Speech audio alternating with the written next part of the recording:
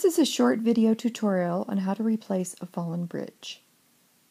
Now I also wanted to show you what you can do if the bridge falls down.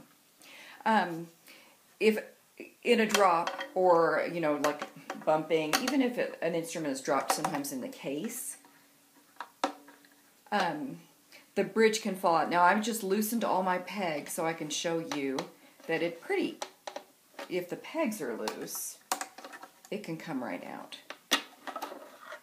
So it just sets right on top of the instrument, and because this instrument is a little worn, you can see the place where see this, it's right across from the F holes. These are the F holes, and there's a little notch in them, and you'll see that the bridge can fit in right there. And this bridge has a lower side and a higher side.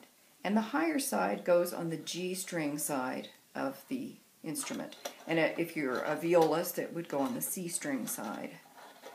So with these pegs loosened, I actually need to loosen them a little bit more. You point the bridge towards the tailpiece, and just kind of in line with where these, you can see where the feet of the bridge stood. And let me also show you this. So then there's notches here along the bridge. And you just fit the strings into the notches, line it up with where it was. Some strings have, you see this is just to protect the E string, so slide that right on top of the bridge. If you don't secure it with a string and tighten the string, then it'll rattle and your child plays, and that can be annoying. And now, then you just tighten the pegs.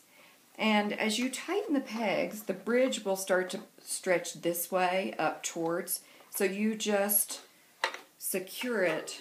I'm going to show you this.